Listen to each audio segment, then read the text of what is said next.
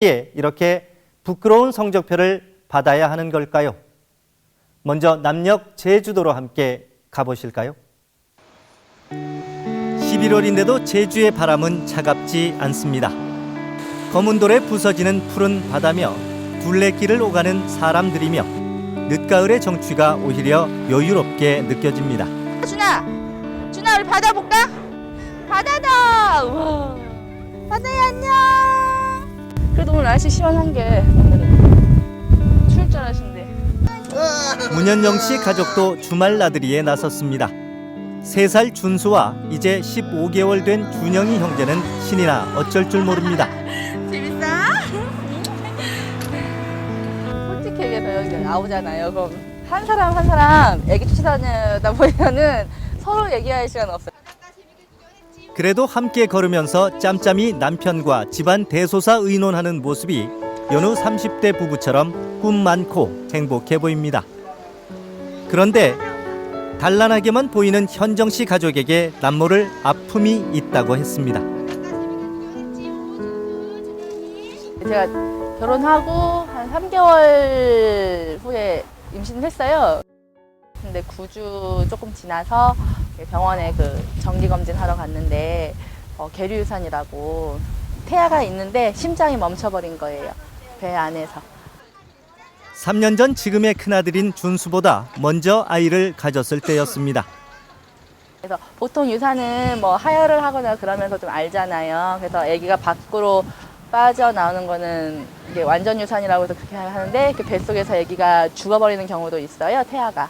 그런 경우에는 몸속에 태아가 남아있는 상태라서 수술도 해야 되거든요.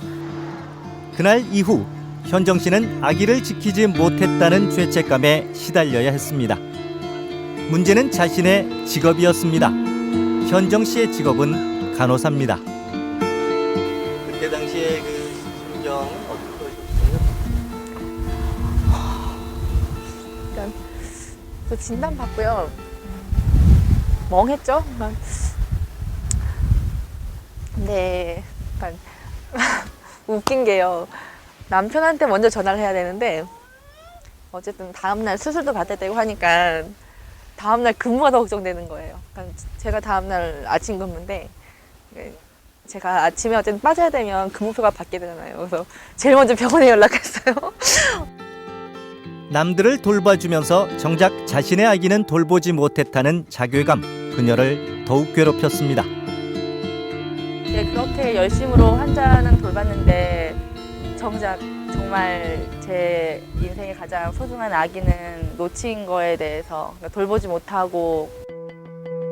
현정 씨는 제주도의 한 병원에서 근무하고 있습니다. 그런데 이상한 건 이 병원에서 같은 시기에 현정 씨와 비슷한 일을 겪는 간호사가 잇따라 생겨났다는 겁니다. 같은 병원에서 9년간 간호사로 일한 태희 씨는 현정 씨가 유산한 2010년 3월 둘째 아이를 낳았습니다. 출산에는 문제가 없었지만 선천성 심장 질환이었습니다. 선생님이 아기 청진하다가 뭐 폐소리, 심장 소리랑 뭐 청색증이 좀 보인다, 이제 뭐 이런 뭐 증상들이 있어가지고 이제 큰 병원 가보라고 해가지고 이제 가니까 이제 진단명은 이제 폐동맥 판막 폐쇄증.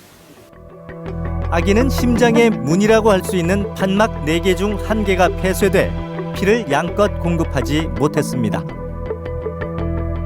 나중에 성인이나 또 신체가 커갈수록 좀 힘들어지지 않을까, 이게 저는 이제 개인적으로 생각은 해요. 그래서 나중 되면 이제 뭐 초등학교 정도나 뭐 초등학교 들어가기 전 하면은 어쨌든 판막이 없는 상태라서 이제 뭐 인공 판막이 있다고 하더라고요. 그래서 이제 그런 거를 이제 해줘야 된다고.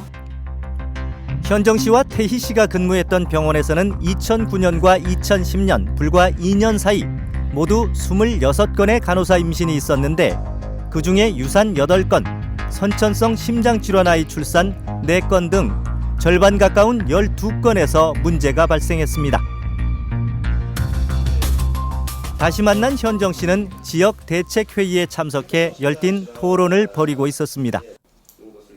유산과 선천성 심장질환 출산에서 총 12건이었고 8명이 산재 신청을 한 거고요. 8명 산재 신청에서 집단 유산하신 4분 같은 경우에는 지금 역학조사가 진행 중에 있는 거고